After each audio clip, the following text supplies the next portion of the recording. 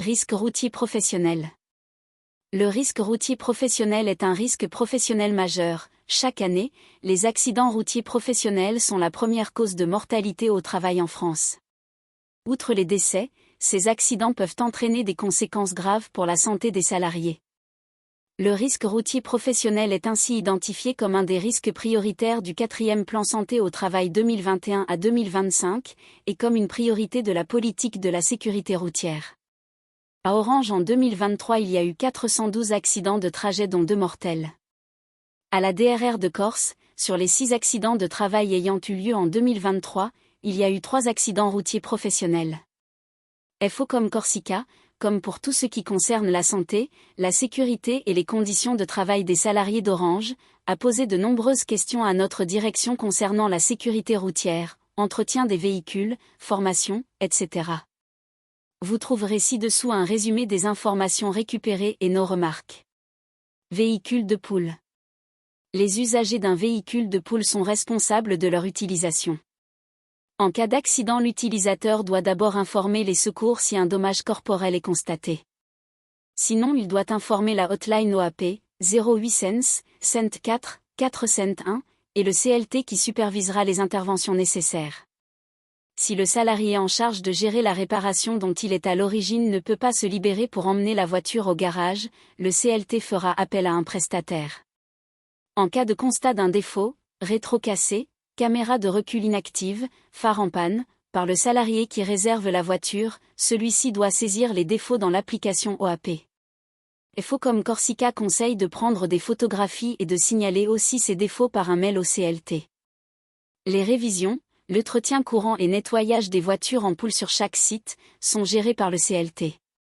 Avant l'intervention de FO comme Corsica, seuls les 15 véhicules répartis sur les communes de Bastia et Ajaccio bénéficiaient d'une prestation de suivi bimestriel incluant le contrôle de 15 points de sécurité et les nettoyages intérieurs et extérieurs.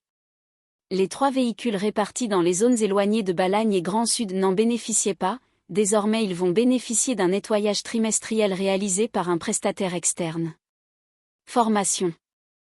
Il existe de nombreuses formations liées à la prévention routière comme voitures électriques et hybrides, les bonnes pratiques, e-learning, formation pour aider à remplir les constats amiables, e-learning, formation à la livraison du véhicule électrique, avec accompagnement individuel lors de chaque livraison de véhicule pour former nos conducteurs aux spécificités de l'électrique, présentiel, etc. FO comme Corsica a demandé comment étaient mises en place ces formations en Corse. Il nous a été répondu qu'Orange Corse a fait le choix de placer le risque routier parmi les risques les plus importants de la direction Corse, au vu de la sinistralité sur les routes de Corse. Il existe une communication sur les véhicules non thermiques, disponible sur le site, Santé Sécurité dans la rubrique Accueil des nouveaux arrivants, puis dans la sous-rubrique Prévention des risques. Les liens renvoient vers Orange Futé ainsi que Orange Learning. Il était créé une formation orientée théorique, code de la route, idées reçues, sur une matinée, et pratique, glisse, freinage, angle mort, sur l'après-midi. Ce parcours est présenté chaque année dans nos bilans santé-sécurité aux IRP. À chaque livraison d'un véhicule personnel, le prestataire se doit de faire une présentation du véhicule au conducteur. Il s'agit de faire un point rapide sur les équipements du véhicule.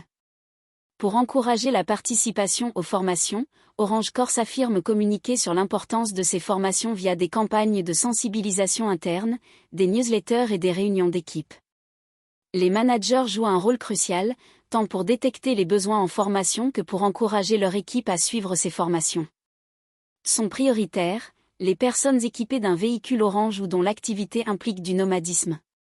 Dans le domaine UI, 54% des employés ont déjà été formés en 2023, à l'agence 100% des cibles prioritaires. FO comme Corsica a signalé qu'il existe des formations en cours de conception et de déploiement, formation des jeunes conducteurs à la conduite de véhicules utilitaires, et un programme de sensibilisation des salariés à la conduite addictive alcool et stupéfiants à destination des UCI, à compter du 2e semestre 2024, avec en complément un module de formation dédié aux addictions, et développé à l'attention des managers et préventeurs.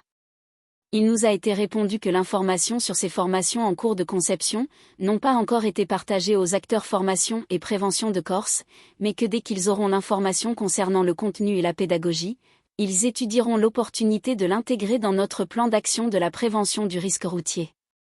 À noter que la médecine du travail a pour ambition d'organiser une journée de sensibilisation pour l'ensemble de la DR Corse. Cette journée sera centrée sur le thème des addictions. 3 sessions de sensibilisation sur l'alcoolisme et la conduite ont été menées fin 2023, les 13 septembre et 20 septembre sur Furiani et le 21 novembre à Corté. FOCOM a signalé au niveau national que la formation sur la conduite de VU ne doit pas être seulement destinée aux jeunes conducteurs, mais élargie à tout nouveau conducteur de VU, et pour la campagne de sensibilisation à la conduite addictive, celle-ci ne doit pas être limitée aux UCI, car cela concerne tout le monde.